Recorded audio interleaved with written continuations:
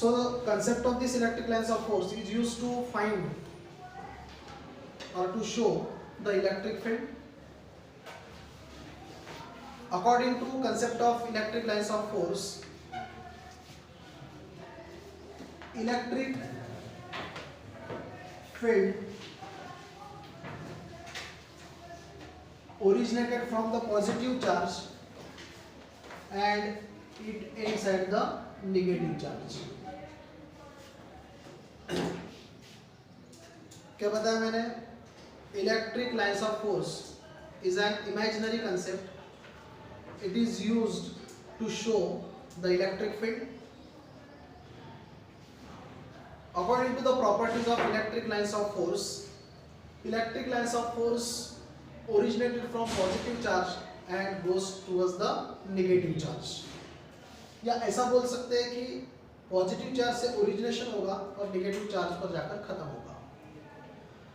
मतलब electrostatic field जो होता है उसमें ये कंसेप्ट दिया गया है कि जो इलेक्ट्रिक फील्ड होगा वो पॉजिटिव से निकलेगा और नेगेटिव पे जाके खत्म होगा. तो इलेक्ट्रिक लाइंस ऑफ फोर्स की फर्स्ट प्रॉपर्टी में हम लोग डायरेक्शन के बारे में बताएंगे. Shortly it is written as ELF, electric lines of force originated from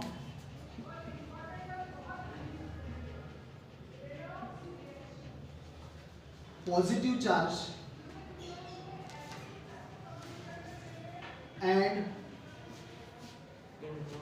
ends at negative charge. ठीक है, this is the first property of electric lines of force. जैसे मैंने यहाँ पर डायग्राम बताया है, ये पॉजिटिव से निकलकर नेगेटिव की तरफ जाता है. ठीक है, तो इसका अगर बड़ा डायग्राम बनाया जाए तो इसका बड़ा डायग्राम कैसे बनेगा? देखो, आपको बताना है ये पॉजिटिव से नेगेटिव की तरफ जाता है.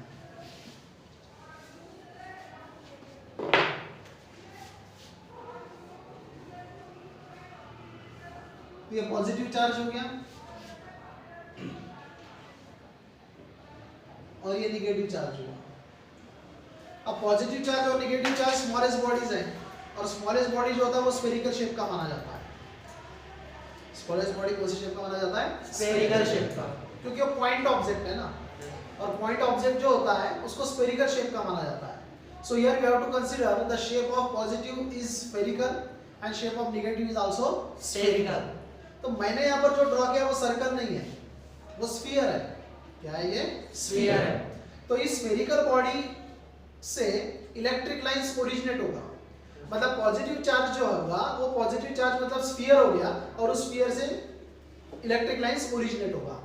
और इस स्फीयर से जो इलेक्ट्रिक लाइंस ओरिजिनेट होगा वो इस स्फीयर पर जाकर खत्म होगा. मतलब पॉजिटिव स्फीयर से निकलेगा और नेगेटिव स्फीयर पे जाकर खत्म हो जाएगा. अब इसको अगर शो करना है तो इस प्रकार से हम लोग बता सकते हैं. ये सरफेस है, तो इस सरफेस से मैंने इलेक्ट्रिक लाइंस ओरिजिनेट किया, वहां से निकाला और ये नेगेटिव सरफेस पर खत्म कर दिया.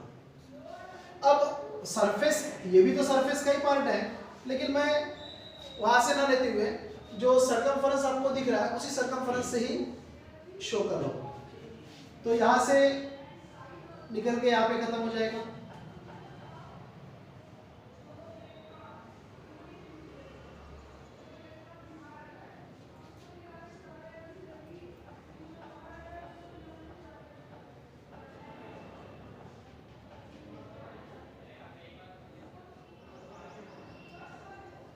अब यहाँ पर हमने जो इलेक्ट्रिक लाइंस बनाए वो कुछ ही बनाए, लेकिन ऐसी मिलियंस ऑफ इलेक्ट्रिक लाइंस जो होती है वो पॉजिटिव से निकल के नेगेटिव पे खत्म होती है.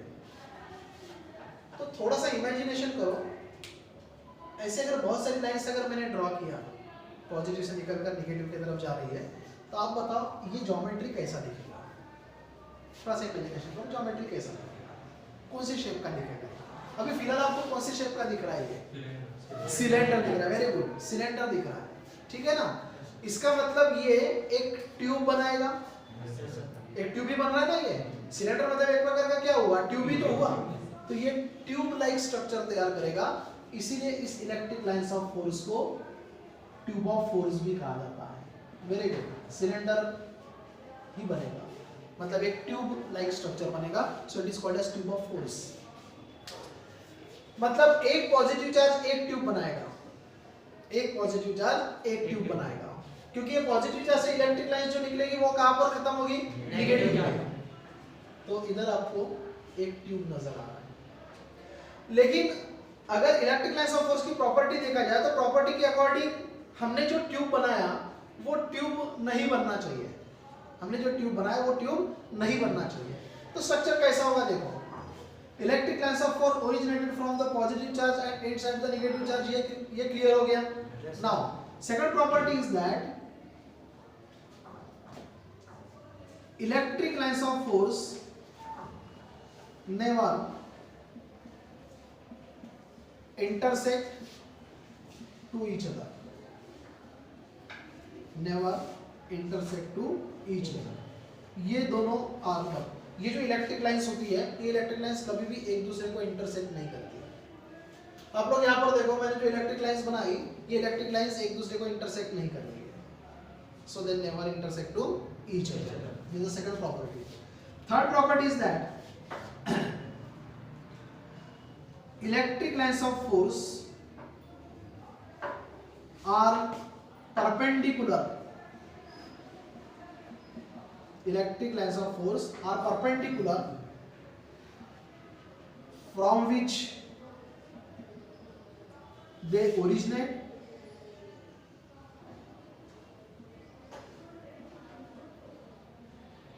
and at which they ends। इसका मीनिंग क्या हुआ, electric lines of force are perpendicular, electric lines perpendicular होती है, फ्रॉम विच दे ओरिजिनेट, जहां से उनका क्या होता है, ओरिजिनेशन होता है, मतलब जहां से वो बाहर निकलता है। तो बाहर किस सरफेस से निकलता है, वो पॉजिटिव सरफेस से। And eight which they ends, मतलब जहां पर वो खत्म होता है। तो खत्म किस एंड पर होता है, वो नेगेटिव सरफेस पे होता है। मतलब पॉजिटिव सरफेस से जब बाहर निकलेगा तो परपेंडिकुलरली बाहर निकलेगा, और नेगेटिव सरफेस से जब बाहर निकलेगा तो भी परपेंडिकुलरली ही बाहर निकलेगा। जैसे स्फेरिकल बॉडी है समझ लो, तो ये स्फीयर का एक छोटा सा हिस्सा हुआ, ये स्फीयर का छोटा सा हिस्सा हुआ, कर्व सरफेस हुआ, इधर स्फीयर है समझ लो, क्लियर हो गया ना। ये कर्व सरफेस है, किसका, स्फीयर है। स्फीयर का सरफेस ऐसा तो रहेगा नहीं, बराबर है, ऐसा तो रहेगा नहीं, वो प्लेन नहीं रहेगा, ऐसा रहेगा, ऐसा कर्व रहेगा, ठीक है। यहाँ से इलेक्ट्रिक लाइंस बाहर निकलेगी, तो यहाँ से इलेक्ट्रिक लाइंस बाहर निकलेगी, तो इलेक्ट्रिक लाइंस कैसी होना चाहिए, परपेंडिकुलर होना चाहिए, ठीक है। अगर ऐसा निकलता तो इलेक्ट्रिक लाइंस ऐसी होती, ऐसी होती, ऐसी होती, ऐसी होती, सरफेस के बराबर ये कितने डिग्री का एंगल बनाता, 90 डिग्री का। लेकिन ठीक है कि ये जो पार्ट है यहाँ पर 90 डिग्री दिखा सकते हो, मैंने ऐसा कर्व अगर बनाया तो यहाँ पर 90 डिग्री आपको दिख रहा है, लेकिन अगर मैं इसको यहाँ पर दिखाऊंगा तो बताइए यहाँ पर 90 डिग्री बन रहा है क्या, नहीं बन रहा है। मतलब अगर मैं पॉजिटिव चार्ज ऐसा दिखा रहा हूं, ये पॉजिटिव चार्ज है और ये नेगेटिव चार्ज है, तो यहां पर मैं परपेंडिकुलर दिखा सकता हूं, क्योंकि छोटा सा पार्ट जो है, कर्व का छोटा पार्ट जो है वो स्ट्रेट लाइन ही होता है, प्लेन सरफेस ही होता है।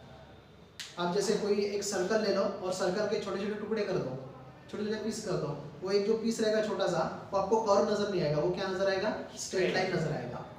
इसका मतलब यहाँ पर आप लोग इलेक्ट्रिक लाइन अगर दिखाओगे इस जगह पर, तो ये परपेंडिकुलर है। लेकिन अब यहाँ पर अगर इलेक्ट्रिक लाइन आपने दिखाया तो बताइए इस सरफेस पर ये परपेंडिकुलर है क्या, नहीं है। बताइए इस सरफेस पर परपेंडिकुलर है क्या, नहीं है। तो इस जगह पर ये प्रॉपर्टी सेटिस्फाई नहीं हो रहा है, मतलब यहाँ पर प्रॉपर्टी हम लोग अप्लाई नहीं कर पा रहे हैं। तो इसीलिए इसका जो स्ट्रक्चर होगा वो ऐसा होना चाहिए। यहाँ पर तो परपेंडिकुलर है, ठीक है। अब आपको पता है अभी ऐसा अगर ड्रॉ करूंगा तो परपेंडिकुलर नहीं होगा,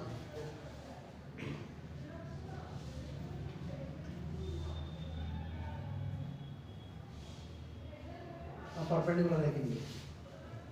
अब यहाँ पर ये कितने डिग्री का एंगल बनाएगा, 90 डिग्री। आपको थोड़ा सा उसको टर्न करना पड़ेगा।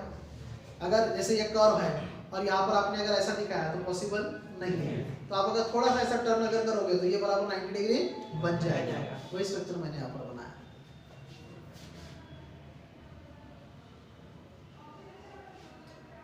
तो इसीलिए अब आप जो भी इलेक्ट्रिक लाइंस दिखाओगे वो इलेक्ट्रिक लाइंस आपको ऐसा दिखाना पड़ेगा, समझे? उसी प्रकार से यहाँ पर भी बता दो।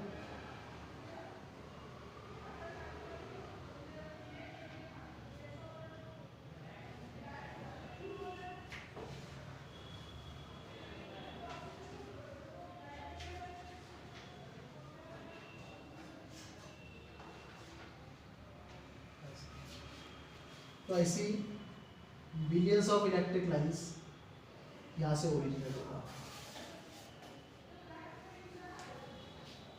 ठीक है? अब इसका डायरेक्शन दिखा दो, पॉजिटिव से नेगेटिव, समझे? अगर पॉजिटिव के पास में देखोगे तो इलेक्ट्रिक लाइंस आउटवर्ड डायरेक्शन में जा रहा है, ठीक है? और निगेटिव के पास में अगर देखोगे तो इलेक्ट्रिक लाइंस इनवर्ड है, मतलब निगेटिव के तरफ है, और पॉजिटिव के पास में देखोगे तो पॉजिटिव से दूर जा रहा है। So fourth property is that electric lines of force are outward at positive and inward at negative। मतलब पॉजिटिव के पास में देखोगे तो बाहर जाता हुआ दिखेगा, और निगेटिव के पास में देखोगे तो अंदर आता हुआ दिखेगा। So for positive electric lines of force are outward and for negative electric lines of force are inward. चार प्रॉपर्टी क्लियर है? First property about its origination. Origination कहाँ से होता है इसका? पॉजिटिव से, और एंड कहाँ पर होता है? नेगेटिव पे। अब दोनों डायग्राम में देखो इलेक्ट्रिक लाइंस एक दूसरे को इंटरसेक्ट नहीं कर रहा है। So this electric lines of force never intersect to each other. Electric lines of force जब भी किसी सरफेस से ओरिजिनेट होता है तो परपेंडिकुलरली होगा, और जहाँ खत्म होता है वहां पर भी परपेंडिकुलरली होगा। ओरिजिनेशन होता है उसका पॉजिटिव सरफेस से, और एंड होता है उसका निगेटिव सरफेस से। तो पॉजिटिव सरफेस पर भी परपेंडिकुलर होगा और निगेटिव सरफेस पर भी परपेंडिकुलर होगा। So electric lines of force are perpendicular from which they originate and at which they ends. And fourth one, electric lines of force are outward at positive and inward at negative. क्योंकि positive से निकलता है तो positive के पास में देखोगे तो बाहर निकलता हुआ दिखेगा, और निगेटिव पे खत्म होता है तो निगेटिव के पास में देखोगे तो आपको लगेगा कि वो निगेटिव के तरफ आ रहा है। सो ELF are outward at positive and inward at negative। अब सीधी सी बात यह है कि जहां पर इलेक्ट्रिक लाइंस ज्यादा होगी वहां पर इलेक्ट्रिक फील्ड स्ट्रांग होगा, जहां पर इलेक्ट्रिक लाइन कम होगी वहां पर इलेक्ट्रिक फील्ड वीक होगा। आप यहां पर इस स्ट्रक्चर में देखो, मैं अगर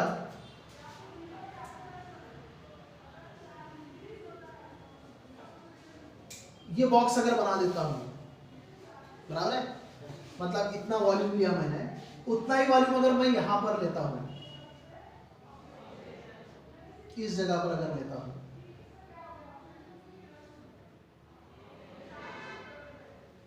इस जगह पर अगर लेता हूं, तो यहां पर नंबर ऑफ इलेक्ट्रिक लाइंस आपको 4 दिख रही है, और यहां पर नंबर ऑफ इलेक्ट्रिक लाइंस आपको 2 दिख रही है, ठीक है? मतलब यहां पर इलेक्ट्रिक फील्ड स्ट्रांग होगा और यहां पर इलेक्ट्रिक फील्ड वीक होगा। मतलब जहां पर इलेक्ट्रिक लाइंस क्राउडेड होता है, क्राउडेड मतलब ज्यादा भीड़ होती है, ज्यादा होती है, वहां पर इलेक्ट्रिक फील्ड स्ट्रांग होगा, और जहां ये कम होगा मतलब वाइडली सेपरेटेड होगा, उसको वाइडली सेपरेटेड कहा जाता है, मतलब एक दूसरे से दूर होगा, वहां पर इलेक्ट्रिक फील्ड वीक होता है। So fifth property is that when electric lines of force are crowded, then electric field is strong, and when electric lines of force are widely separated मतलब एक दूसरे से दूर, widely separated, then electric field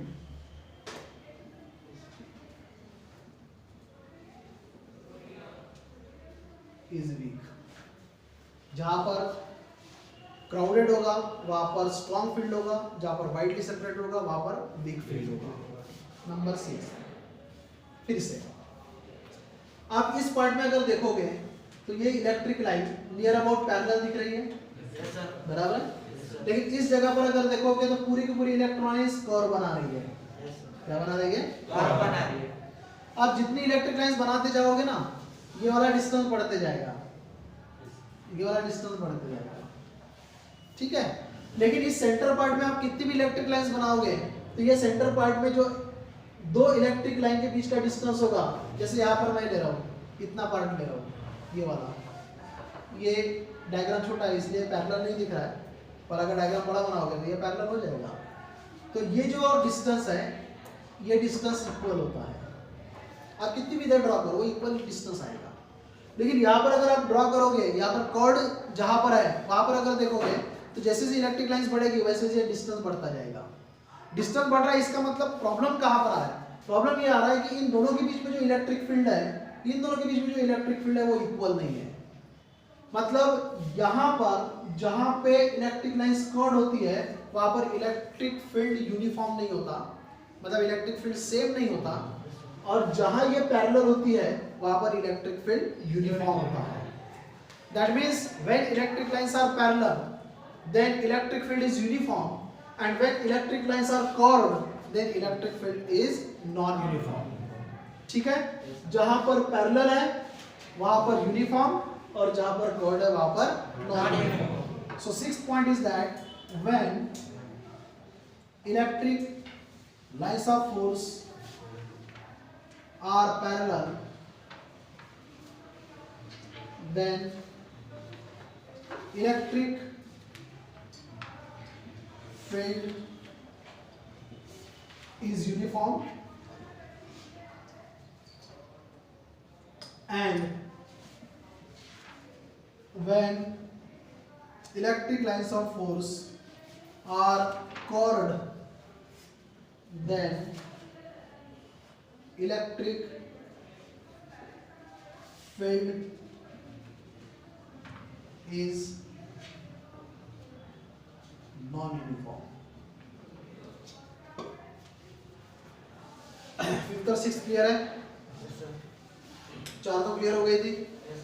fifth point और six point. Fifth point, जहाँ crowded वहाँ strong, जहाँ widely separated वहाँ पर वीक, जहाँ पैरेलल वहाँ यूनिफॉर्म, और जहाँ कर्व्ड वहाँ पर नॉन यूनिफॉर्म। ठीक है? नौ। Seven property. अब ये इलेक्ट्रिक फील्ड है, इलेक्ट्रिक फील्ड के अंदर, मतलब इलेक्ट्रिक फील्ड में आप किसी भी पॉइंट पर इलेक्ट्रिक इंटेंसिटी फाइंड आउट कर सकते हो। इलेक्ट्रिक इंटेंसिटी का फार्मूला हमने लिखा था E = F/Q0। Electric force is a vector quantity, so electric intensity is also the vector quantity, मतलब इसका डायरेक्शन होगा। तो अगर आप इस इलेक्ट्रिक फील्ड के अंदर कहीं पर इलेक्ट्रिक इंटेंसिटी फाइंड आउट कर रहे हो, मतलब इलेक्ट्रिक फील्ड अगर फाइंड आउट करो, जैसे इस पॉइंट पर अगर फाइंड आउट कर रहे हो, यहाँ पर इलेक्ट्रिक इंटेंसिटी फाइंड आउट कर रहे हो, तो ठीक है आप फाइंड आउट कर सकते हो क्योंकि ये पॉइंट जो है वो इलेक्ट्रिक फील्ड के अंदर है। So you can find out the value of electric field और electric intensity at a given point. But electric intensity is a vector quantity, so it has the direction. तो इसका direction क्या होगा? तो इसका डायरेक्शन होता है पॉजिटिव से नेगेटिव। इलेक्ट्रिक लाइंस कहाँ से ओरिजिनेट होता है? पॉजिटिव। जाता किधर है? नेगेटिव। मतलब इसका डायरेक्शन पॉजिटिव से नेगेटिव हुआ। सो इलेक्ट्रिक इंटेंसिटी जो है उसका भी डायरेक्शन आपको पॉजिटिव से नेगेटिव बताना है। लेकिन डायरेक्शन कैसा होगा? तो डायरेक्शन के लिए हम लोग एक एरो यूज करते हैं। एरो यूज करना इसका मतलब स्ट्रेट लाइन का यूज करना है यहाँ पर। तो ये जो पॉइंट होगा, इस पॉइंट को एक टेंजेंट बनाओ, ऐसा ये बन गया टेंजेंट। ठीक है, थोड़ी देर के लिए इसको हटा दे रहा हूँ मैं। टेंजेंट बनाओ and this is the direction of electric intensity. So a tangent drawn at a point on electric lines of force shows the direction of electric intensity, shows the direction of electric intensity. Clear है? जैसे यहाँ पर अगर point लिया, यहाँ पर electric intensity find out करना है तो आप लोग यहाँ से टेंजेंट ड्रॉ कर दो।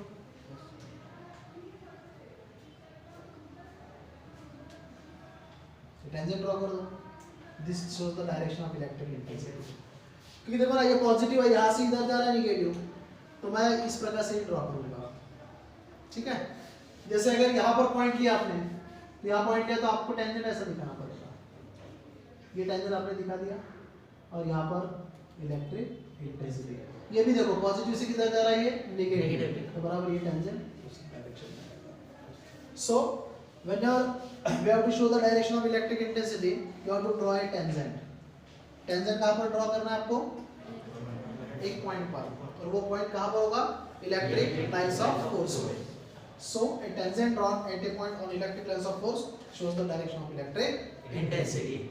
These are the properties of electric lines of force.